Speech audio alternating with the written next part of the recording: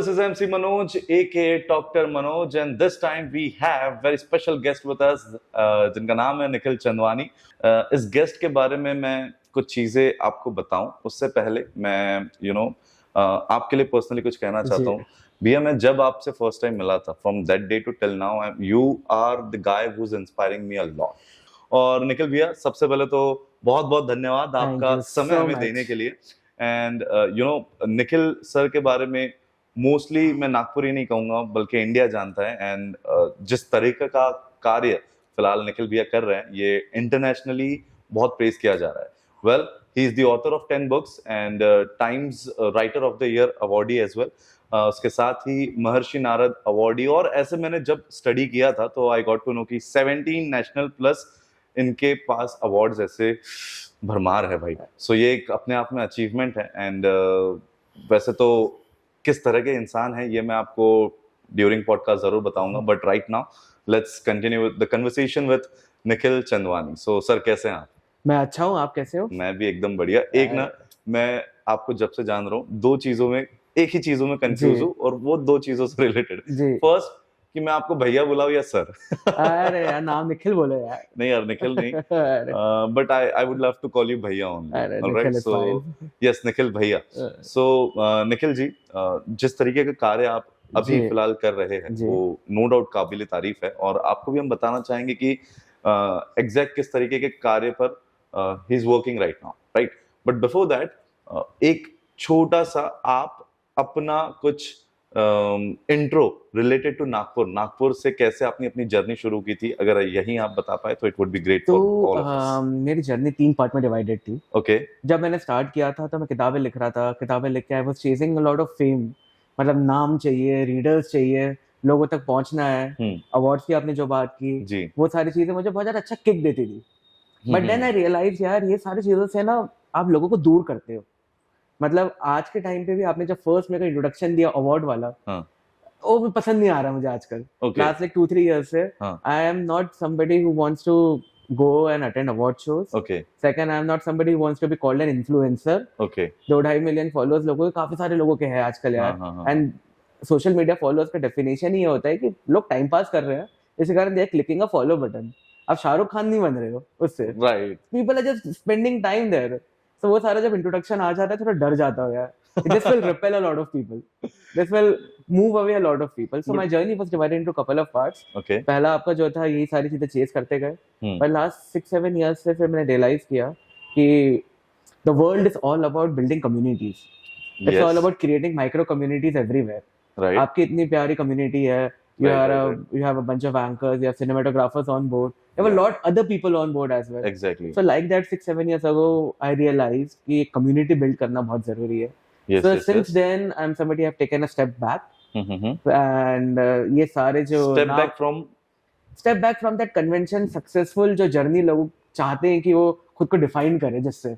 Okay. So वो सारी चीजों से मैंने step back लेके अभी अपना काम जो है प्राइवेसी में कर रहे हैं. जो भी काम चलते जा रहा है. एंड पब्लिकली जो है, जो बाकी लोगों के लिए हम कर रहे हैं, वो धीरे धीरे करके हम दिखाते जा रहे हैं. So you have started your journey from Nagpur itself, right? Yes. And this podcast is specially dedicated to all those budding, inspiring artists कह सकते हैं, या फिर those community even जो नागपुर से ही बिलोंग करते हैं. मैं बिलीव करता हूँ कि नागपुर में बहुत से ऐसे लोग हैं, but they are not getting that platform.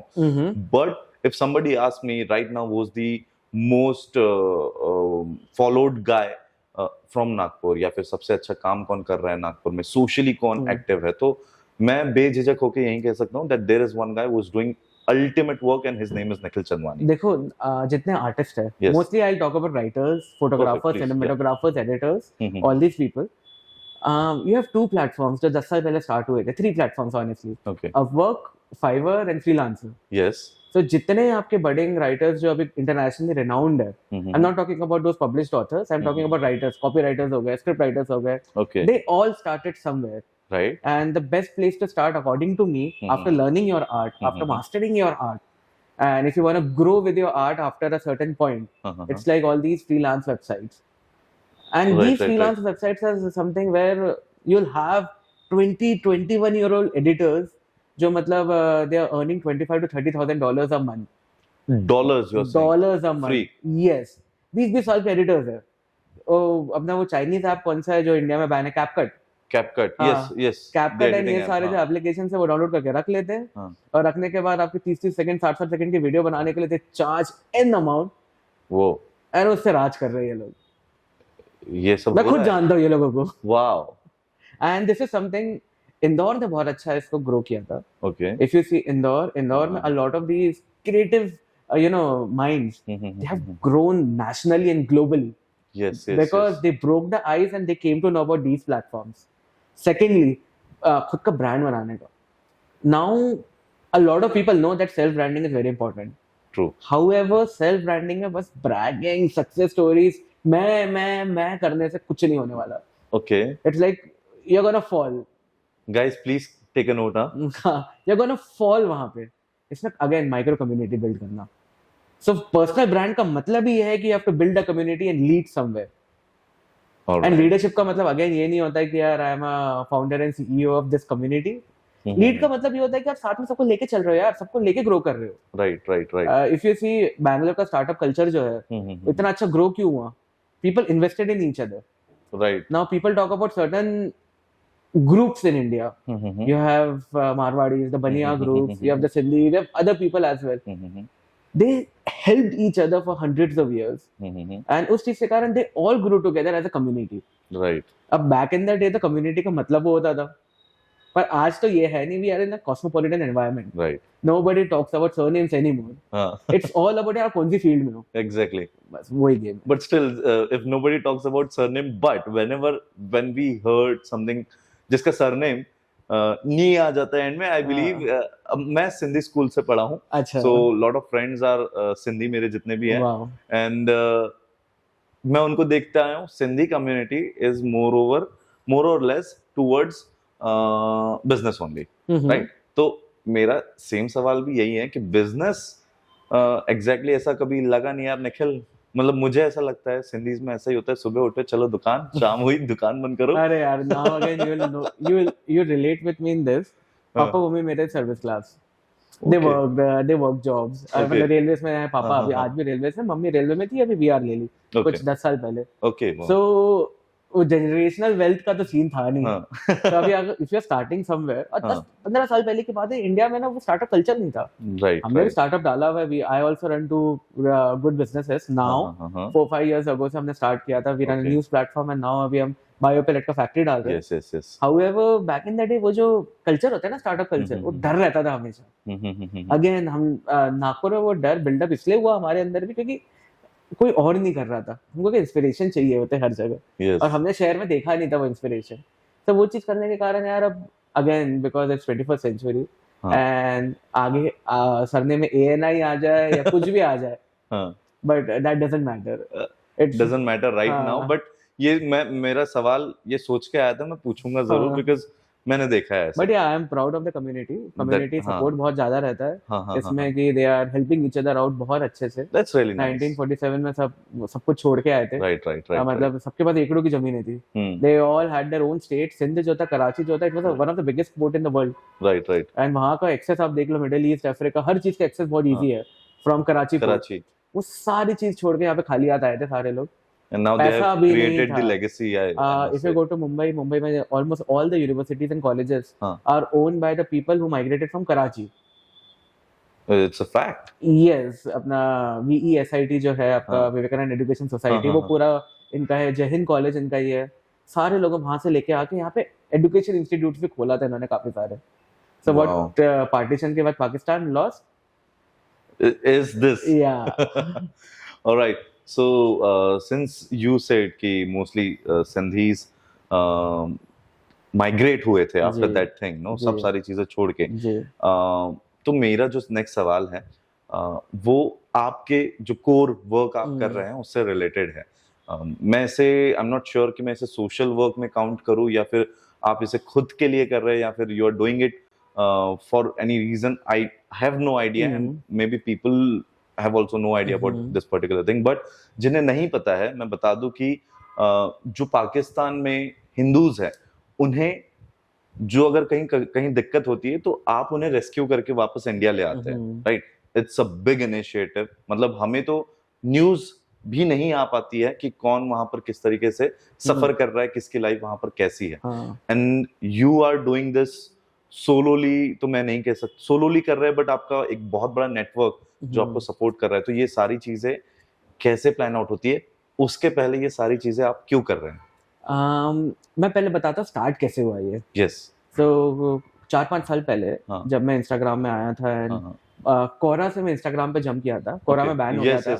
I was banned on Quora because Pulwama हो गया था एंड बहुत ज्यादा गालियां दे दिया था हमारे पड़ोसी को मैंने। एंड वहां पे कोरा में बैन कर दिए थे। एंड देन ट्विटर पे I was suspended right now as well. हाँ, अकाउंट नहीं है मेरा अभी ट्विटर पे, गायब हूं मैं। So I had one platform that was left, Instagram. And Instagram में जब आया, सो वहां पे 5-6 साल पहले वी हैड लाइक 15-20 हजार का अच्छा खासा हमारा कम्युनिटी बना हुआ था। सो वहां पे एक दिन मुझे एक 17 साल का लड़के का मैसेज आया कि कोरा पे, इंस्टाग्राम पे। एंड इंस्टाग्राम पे ऐसा था कि तब के टाइम पे वो अदर्स वाला फोल्डर नहीं होता था। और कोई भी मैसेज करे आपको आ जाता था, दिख जाता था। एंड वहां मैसेज आया कि निखिल भैया, उसने सिंधी में मैसेज लिखा कि मां सिंधी आया, मैं सिंधी हूँ एंड पाकिस्तान में मेरी बहन के ऊपर खतरा मंडरा रहा है। Okay. There are 2 people who are following her every day from the school. और अगर मेरी बहन अपने मम्मी पापा को बताएगी, हमारे मम्मी पापा को बताएगी, तो उसकी शादी करा देंगे डर के मारे। कहीं और जाके स्कूल भी छुड़वा देंगे। She wants to study. And what's the age of that girl? She was 13. 13 साल की लड़की थी। अब मैंने मैसेज देखा, मैं तो कुछ कर नहीं सकता था, मुझे लगा I ignored the message. 30 days later, a month later, 25-30 days later, op India नाम का न्यूज प्लेटफॉर्म पे न्यूज आती है कि फलाना लड़की, सेम दिस गाय सरनेम जो लगा हुआ है वो सरनेम लगा हुआ है, वो ये एरिया की जहाँ का ये बता रहा था, खैरपुर नाम का पाकिस्तान में, सिंध में एक एरिया है वहाँ की, उसका किडनैप हो गई and she was forced to marry a 60-year-old and that news is still there on Op India. मैंने जब वो न्यूज देखा मुझे लगा कि मैं हार गया। एंड उसके पहले 5 साल पहले तक my personality was very different from what it is right now. मतलब I was a little more braggy and I was chasing a lot of money, fame, and it was all about like me वाला जो मैं बता रहा हूँ personal branding का मुझे मतलब वो लगता था। बट ये देख के मुझे छोटा लगने लगा। ये देख के मुझे लगा कि यार मैं तो गिर गया, अब इनके लिए कुछ करना पड़ेगा। Then I approached a couple of Pakistan हिंदुओं का जो पेजेस है, तो तब फेसबुक थोड़ा ज्यादा ही एक्टिव था, टाइमलाइन नहीं वॉल होती थी। सो तब के टाइम पे उनके पेजेस पे आई मैसेज देम, मैसेज करके नंबर एक्सचेंज किया एंड धीरे धीरे करके हमारा डिस्कशन चालू हुआ कि क्या हो रहा है वहाँ पे। And they started telling me things. और जब वहाँ से पता चला कि हर दिन 3 लड़कियों को किडनैप किया जाता है, every day 3 girls are being kidnapped, they are forced to renounce their faith and उसके बाद उनको कन्वर्ट कर लिया जाता है। कन्वर्ट करने के बाद उनके साथ ऐसी चीजें होती है जो अभी पॉडकास्ट में बोल नहीं सकता, एंड वो लड़कियां फिर कभी घर वापस नहीं आती। और ये चीजें 1947 से चल रही है। तब मेरे अंदर क्वेश्चन आया, सारे लोग पार्टीशन में आए क्यों नहीं यहाँ पे जब पार्टीशन हुआ था? तब वो आगे वालों ने, और काफी लोगों के मन में एक क्वेश्चन रहता है, भाई साहब उनके पास पैसा ही नहीं था यहाँ आने के लिए, वो अपने गांव से शहर जाने तक का पैसा नहीं था उनके पास। उसके बाद जब बॉर्डर क्लोज हो गया, पाकिस्तान ने इनको पासपोर्ट ही नहीं दिया आज तक, क्योंकि उन्हें पता है ये उधर जाएंगे, उधर जाके मुंह खोलेंगे कि पाकिस्तान में चल क्या रहा है। तो ये पाकिस्तान गवर्नमेंट ने ही इनिशिएट, पाकिस्तान गवर्नमेंट पासपोर्ट उनको ही देगी जिनके पास परमानेंट एड्रेस है। ये इतने गरीब लोग हैं, इनके पास एड्रेस तक नहीं है, आज जाके इनके हाथों में फोन आया है।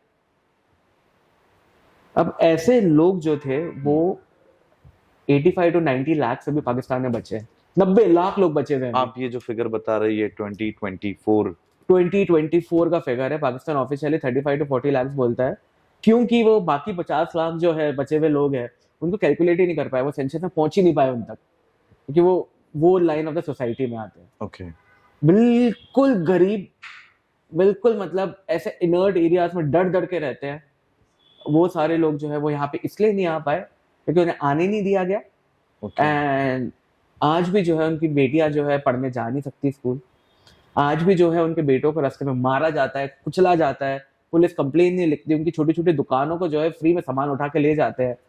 एक लड़की का तो मैं लाइव एग्जांपल, अभी अभी 2 दिन पहले का मैसेज आया हुआ था, भैया मैं स्कूल में टॉप की थी पर स्कूल ने मुझे 4th दिया। जब प्रिंसिपल से हमने पूछा, प्रिंसिपल बोलती है कि आप धर्म परिवर्तन कर लो, हम फर्स्ट कर लेंगे। It's on record. आप मतलब ये हम लोग जो डिस्कस कर रहे हैं, जब आप ये क्लिप बनाओगे तो इसमें वो स्क्रीनशॉट भी आप डाल देना, आपको भेज दूंगा मैं। फॉर श्योर, जी जरूर। एंड ये चीज जो हो रही थी वो मेरे को 4 साल पहले 5 साल पहले बताया लोगों ने। अब इसका सोल्यूशन चाहिए।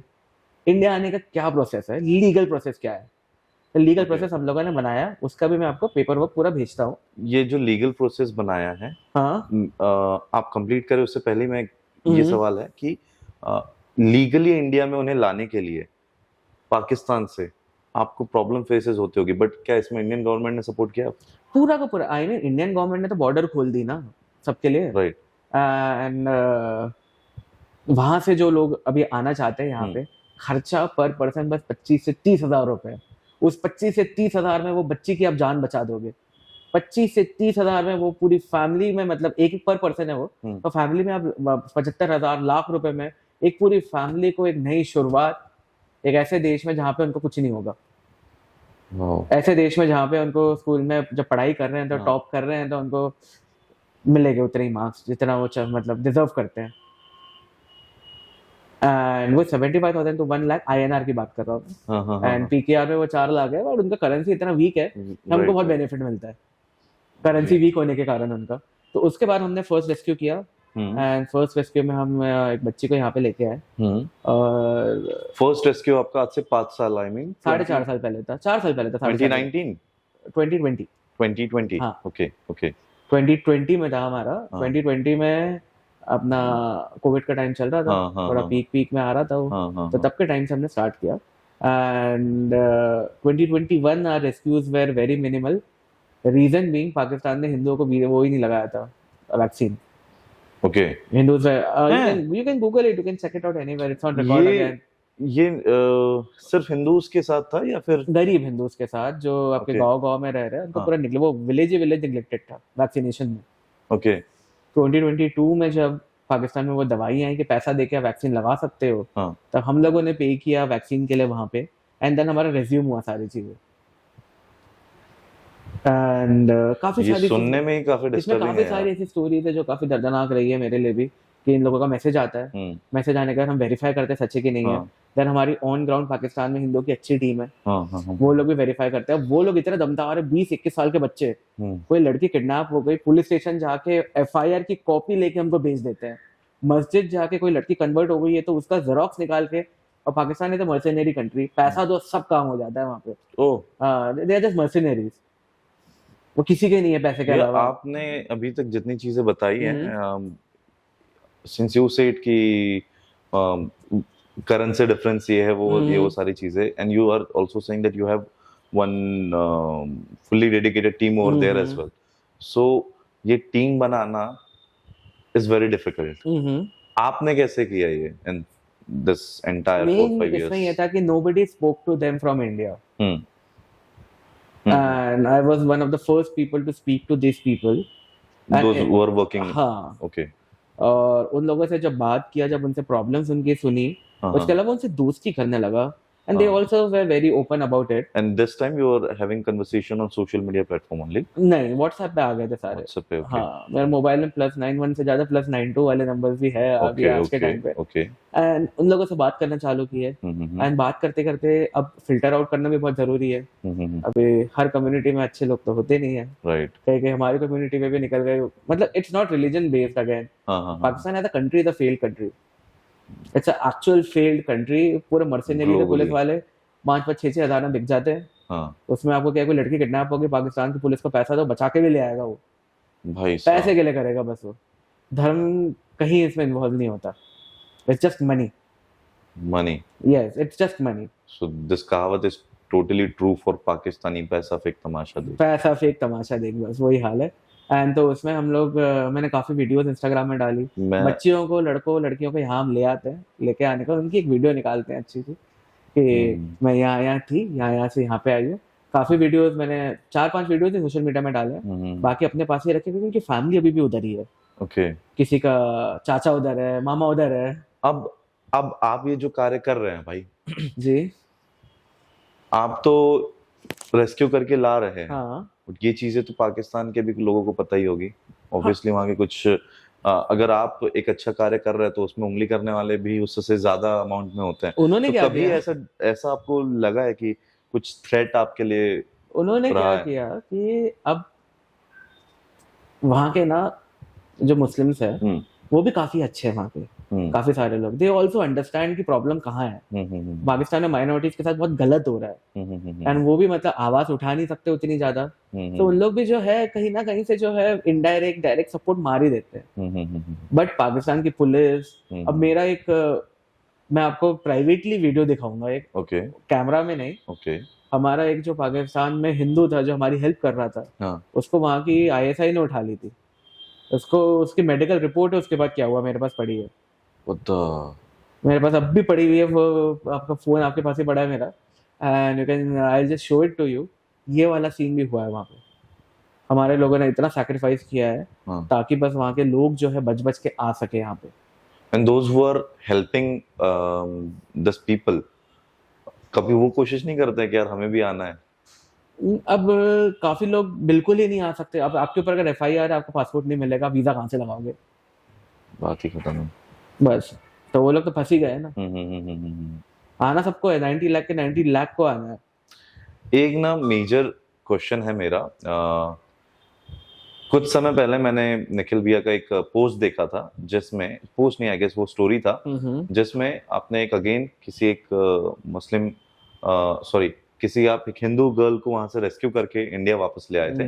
और जब आप उनको रेस्क्यू करने के बाद आपने कुछ स्क्रीनशॉट्स चैट के एंड सारी आपके जो ट्रांसफर हुए थे, अमाउंट की मैं स्पेशली बात कर रहा हूँ, तो उसमें एक अमाउंट मैंने देखा था, I guess that was around 7,000 और 70,000 yes. 70,000 Yes. Something, right? I am not sure about that amount, वो स्टोरी पे ही था। तो और आपने ऑल्सो बहुत सारी चीजें मेंशन की थी, and you have mention one more thing that this amount is the some percentage of my monthly income. So I'm saying you are spending your own. Yes, so I don't have an NGO. I have never taken any donations from anybody. Okay. Not a penny from anyone. जितना अपने हिसाब से अपने level पे कर सकते हैं उतने लेवल पे कर रहे हैं। मेरा दूसरा बिजनेस है, मेरा न्यूज प्लेटफॉर्म है, जैसे मैंने बताया, वो सारी चीजें paying me good amount money वहां से फ्लो होता है। So it's better like I spend some. Why you are doing this then? हमारे धर्म ने सिखाया है यार ये। अब कोई हेल्प नहीं कर रहा उन लोगों की। मैं हमारी कम्युनिटी की अगर बात करूं, अब यार प्रॉस्परस कम्युनिटी ऐसा बोला जाता है, बट वो लोग भी जो है कहाँ उधर देखते हैं पाकिस्तान में कि इनकी हेल्प कर लो। वहां पे काफी सारे मारवाड़ी भी है पाकिस्तान में, बट जो फंसे हुए हैं कोई नहीं देखता उनको वहां जाके। जो आ गए मतलब सब लोग, everybody in the community is focused on preserving the language. They don't want to preserve the people of their own community. हाँ, तो वो उस चीज के कारण ऐसा है कि अब कोई सब चीज को दूर रख के इंडिविजुअली, अब ये लोग के डायरेक्टली अप्रोच कर रहे हैं तो एक ट्रस्ट फैक्टर भी रहता है कि I can't like break that trust. एक मतलब उनका स्क्रीनशॉट गलती से भी कहीं पे भी चला गया, they won't see the light of the day ever. मतलब वो अंदर के गड्ढे पे गाड़े जाएंगे जिंदा कम्युनिकेशन के टाइम पे भी। तो वहाँ की मतलब मैं आपको बताऊंगा अभी after the podcast, and that's the thing, it has to be done in secrecy. Secondly, I have the required support from Indian government, उसके ज़्यादा मैं बताऊंगा नहीं। And thirdly, whatever we are doing absolutely legal, humanitarian ground, and बेचारे गरीबों को ही लेके आ रहे हैं यहाँ पे ना, और उनको बिल्कुल भी एक भी बार हमने तो मना किया है कि इवन मीडिया इंटरेक्शन नहीं करना है कि पाकिस्तान में गंदगी क्या चल रही है उसके बारे में। यहाँ आ गए हो आप, यहाँ पे प्रोपेगेंडा के लिए नहीं आए हो, आप यहाँ पे आए हो न्यू शुरुआत करने के लिए, पीसफुल लाइफ के लिए। एक हम झुग्गी बना के दे देते हैं उनको, या तो फिर कोई एनजीओ है इंडिया में काफी सारे, उनको हम लोग बोल देते हैं कि इनका ध्यान रखो, एंड वो एनजीओ अच्छा खासा ध्यान रख लेते हैं यहाँ पे आने के बाद। ये बहुत अच्छी बात है। एंड ये इफ यू आर सेइंग कि सोलोली मैं खुद की अर्निंग से सारी चीजें कर रहा हूँ तो a great thing, but what if somebody in future approach you for donations and all? उनको मैं डायरेक्ट बात बता देता हूँ। आप डायरेक्टली इनसे बात कर सकते हो, directly you can communicate with them, directly इनको आप लेके आ जाओ। You will be not the mediator. I don't want to be the middleman ever इस चीज में। यार ये गेम जो है ना, अगेन ये गेम नहीं है, ये आपका PR नहीं है, this is not something I am doing for PR, yes, या कुछ नाम हो जाए, ये हो जाए, हाँ हाँ हाँ, वही आई मी माई सेल्फ वाला सीन नहीं है। और काफी 3-4 लोगों ने मुझे अप्रोच किया पैसे के लिए, कि they were ready to, people were ready to pay 5 to 8 lakhs a month also, कि दे वर जस्ट रेडी कि भाई आप ले जाओ बस, अकाउंटेबिलिटी भी नहीं चाहिए। But what I did instead was I connected them directly with जो पाकिस्तानी हिंदू हमारे लोग हैं, and these people are also doing it there. Wow, हाँ, उन लोग भी कर रहे हैं आराम से। बिकॉज कभी भी आप एक चीज देखो कि यार आप पार सेंट्रिक अगर आप होना चाहते हो, आप पॉलिटिक्स में हो जाओ, बिजनेस में हो जाओ, चलेगा, बट ह्यूमैनिटेरियन ग्राउंड में जब humans are involved and if you try to be a middle man, then that is not you know selfless then, that is your way of thinking that absolutely. हाँ, and people are directly कर रहे हैं, जिनको जो करना है कर रहे हैं आराम से। I we not I only I we wish कि जिस तरीके का कार्य आप बिना किसी की मदद के कर रहे हैं वो इस लेवल तक के पहुंचे कि मजा आ जाए। बॉस, लाइक आप एक मिसाल बन जाएंगे फिर ह्यूमैनिटी के लिए, that you have did this work. अरे ये बट ऐसा ही है ना कि देखो, partition was imposed without discussing with the public, right. हाँ, ये डिसीजन दे सिर्फ उन कुछ चंद 3 लोगों लॉयर्स का था, गांधी, जिन्ना, नेहरू, बस जो भी इनके बीच में चला, everybody oppose the partition. Partition के बाद में भी जब एक्सचेंज हुए थे लोगों का, that was also done in a very terrible way. Yes, Pakistan में there is a community Hindu community called Bhil community. Bhil, वो ट्राइब्स होते हैं, ओके, एंड वो ऐसे ट्राइब्स होते हैं कि पाकिस्तान में उनके अगेंस्ट अनटचेबिलिटी प्रैक्टिस की जाती है वहाँ के मेजॉरिटी द्वारा, on a very serious level. मतलब उनको परछाई में भी आने नहीं देते। How they do it? वो परछाई में भी आने नहीं देते। तो निखिल जी, अभी जितनी बातें आपने बताई है जी, इसके अलावा मैं एक चीज और जानना चाहता हूँ, how many people you have rescued till now? So we have rescued around 97 people till now, out of which we funded 30 people. Okay, बाकी सारे थे सेल्फ फंडेड। हम लोगों ने बस पाथ बना के दे दिया उनको, ओके, और उनके जो लीगल वो था हर्डल्स थे, वो सॉल्व करने में हेल्प कर दी। 30 लोगों को हमने पूरा फंड किया। अब फंडिंग ऐसी जाती है कि पहले पाकिस्तान पासपोर्ट बनता है, ओके, पासपोर्ट का पैसा, फिर कोविड वैक्सीनेशन का पैसा, ओके, जिनको अभी भी काफी लोगों को लगी नहीं है, as I told you. Then Indian visa का पैसा।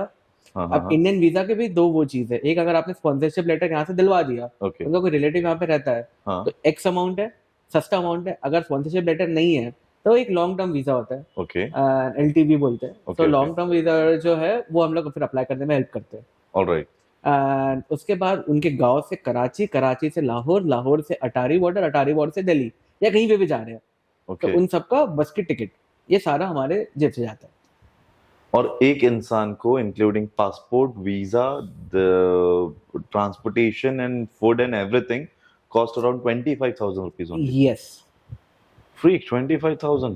Like if we talk about this amount, so I don't think कि ये एक इतना बड़ा भी अमाउंट है कि जिससे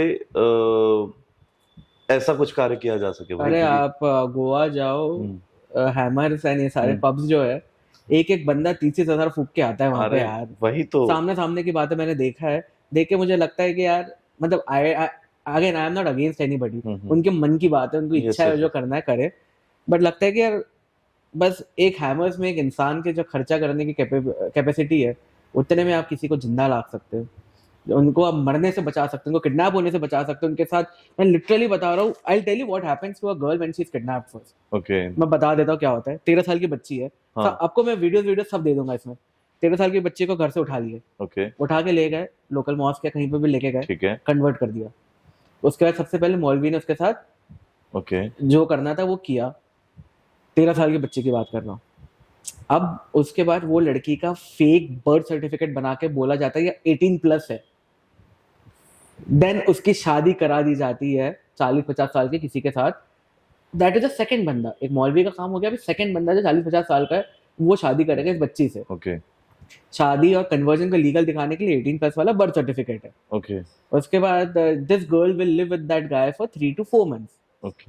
जो करना करेगा उसके साथ, और मतलब हेल से भी गंदी लाइफ। एंड देन चुपचाप अफगान बॉर्डर जाएगा और लड़की को बेच देगा तालिबान को। 3-4 months के बाद तालिबान को बेच देगा। That girl is gone for good. उसके बाद तो भाई कुछ नहीं हो सकता, मतलब डेथ इज बेटर। मुझे बोलना नहीं चाहिए बट दैट इज बेटर, वैसा वाला सीन होता है। एंड वो पूरा जो ये एक दिन की 3 लड़कियों की बात कर रहा हूँ मैं, डेली की 3 लड़कियों की बात कर रहा हूँ जिनके साथ ये हो रहा है। And first hand reports coming directly from Pakistan, जिन लोग ये लोग वीडियोस भेज रहे हैं, ये लोग कन्वर्जन के मेरे पास वो पड़े हुए हैं आपके उर्दू में लिखे हुए मॉस के कि भाई ये बच्ची का ये नाम था, ये नाम से ये हो गया है, ये 18 प्लस है। अब चेहरा देखो यार, 12-13 साल के ऊपर नहीं है वो बच्ची। I'm really sorry, but I really seriously don't have more questions on this incident, and I don't want to ask इससे ज़्यादा भी, but yes, आपने ये एक 13 years की बच्ची का ये एक इंसिडेंस बताया, आपने उसको रेस्क्यू किया है? नहीं नहीं नहीं, ये तो आपको जो बताया कि जो उसके साथ पूरा हो गया था, हो गया। गॉड। ओके, एक और रेस्क्यू के बारे में बात करते हैं, हंसराज जी, जो आपके प्रोफाइल में शायद आपने मेंशन किया है, राइट? जी, उनका वीडियो डाला था मैं। Right right. हंसराज जी का ऐसा हुआ था कि वो अपनी बेटी के साथ अकेले रहते थे, एंड उनकी छोटी सी शॉप थी सिंध के एक टाउन में, उमरकोट के पास। उमरकोट एक हिंदू मेजॉरिटी जगह है, उसके पास में Umarkot is the only Hindu majority town in all of Pakistan. Exactly where? Near Sindh में, सिंध, ओके, सिंध प्रांत में, उमरकोट नाम की जगह। एंड हंसराज अंकल के घर पे एक दिन मौलवी आता है, और उनकी 14 साल की बच्ची का हाथ मांगता है, बोलता है कि आप खुद से दे दो, शादी करा दो, या हम उसको उठा ले जाएंगे। हंसराज अंकल डर जाते हैं, डरने के बाद अपनी दोनों बेटियों को अपने घर से भागते हैं। भागने के बाद 70-80 किलोमीटर दूर एक बैरन लैंड में वहां लेके जाते हैं। वहां लेके जाने के बाद 2 गड्ढे खोदते हैं, गड्ढे खोद के बेटी को अंदर रख के ऊपर लोहा रख देते हैं कि मैं दिन में जब काम करने जाऊंगा मेरी बेटी के ऊपर कोई आंख ना डाले। और उनको डर आ गया कि कोई उठा ले जाएगा। He got mentally so unstable. एक कैशमोर एक नाम की जगह है पाकिस्तान में, कैशमोर नाम की, वहाँ का एक हिंदू एक्टिविस्ट ये चीज का वीडियो निकाल के मुझे भेजता है, जो मैंने अपने प्रोफाइल में डाला बाद में जब इनको रेस्क्यू हुआ। जब मैंने ये चीज देखा मैं डर गया यार, अपनी बेटियों को इन्होंने अंदर रखा हुआ है। And he is doing every day this thing every day because डरे हुए वो दिन में 50-100 रुपए की भीख मांग ली, खेत में काम कर लिया, अपना ईंट पत्थर उठा लिया, वो सब करके लेके आके बेटियों को खाना खिलाते थे।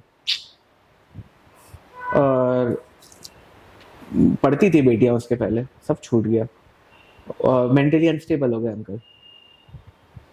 जब ये वीडियो आया हमारे पास, आने के बाद एक्टिविस्ट के थ्रू मैंने उससे पूछा कि अब क्या कर सकते हैं। Then he only helped us with a plan कि इनको हम लोग शिफ्ट करते हैं। He exactly that activist, right? Activist है, Hindu activist from Kashmir. And uncle को फिर हमने हिंदू मेजॉरिटी टाउन में वापस उमरकोट में अंदर साइड, क्योंकि आउटस्कर्ट्स में इनका दुकान था, अंदर साइड इनको शिफ्ट किया एक टेंपल में। And temple is the safest place I feel, तो वहां शिफ्ट किया। उनको वीडियो कॉल में I spoke to him personally. जब ये हिंदू एक्टिविस्ट ने वीडियो कॉल में सब उनसे बात कराई, बात कराने के बाद देखा मैं इनका हाल जो था, वहां उन लोग रहने के बाद देन आई वाज लाइक यार आई विल जस्ट फंड दोनों डॉटर्स और अंकल का पासपोर्ट वीजा, जो मैंने प्रोसेस बताया, आपका बस की टिकट एंड एवरीथिंग, कुछ भी करके इनको इधर लाना है। Long story short, he is in Delhi right now. Majnu का टिला नाम का रेफ्यूजी कैंप है। Okay, I have seen that place. हाँ, तो वहाँ पे वो आ गए हैं। We even got 3 of them a psychologist. Okay. अपने पेरोल में हमने बोला 8 weeks के लिए for 3 of them weekly 1 visit, and वो खुद जाती थी साइकोलॉजिस्ट जो है, and she didn't charge a penny. She was like भैया मैं पेट्रोल भी खुद से कर लूंगी। So ऐसा नहीं है कि मैं अकेले कर रहा हूँ, काफी सारे ऐसे लोग मिल जाते हैं। लॉयर मिल गए जो इनका डॉक्यूमेंट्स बनाने होते हैं, वो लॉयर ने कभी पैसा नहीं लिया। तो अच्छे लोग मिले हैं बहुत इसमें India is a beautiful country but good people, and that's what I saw in this journey. और सेल्फलेसली, मतलब ऐसा भी नहीं है कि अभी मैं कोई पोस्ट डाल रहा हूँ कि हमने इसको बचाया, वो बोलते भैया आपको टैग मत करना। अच्छा, they are doing selflessly. वो तो मेरे से भी ज्यादा सेल्फलेस है। मैं तो फिर भी एक हाथ बार डाल देता हूँ ये सारी चीजें कि यार ये काम कर रहा है। ये पूरे प्रोसेस को आपने जो हंसराज जी का 90 डेज लगा। 90 डेज? हाँ, 30 डेज एंड 30 डेज में sorry 90 days 3 months full time वो एक थॉट प्रोसेस माइंड में रखते होंगे that we are going to new home and ये सारी चीज़ों के साथ उसी सारे क्या कह सकते हैं कि उम्मीद के साथ उन 90 दिन रहने का जब फाइनली आए हो, तो आप इनसे पर्सनली मिले हैं कभी? नहीं, आप विश करते हैं, मिलना चाहेंगे? अभी नहीं, अभी किसी से नहीं? नहीं, डिपेंडेंसी आ जाती है उनको। They don't need to know a lot of things. Okay. जो हो रहा है, अच्छी बात है।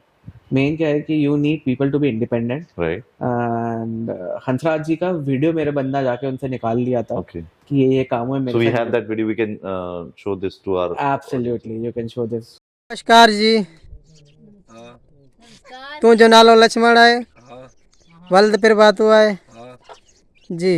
नील चंदवानी जी ऐं उन जी पूरी टीम जो लख लख धन्यवाद।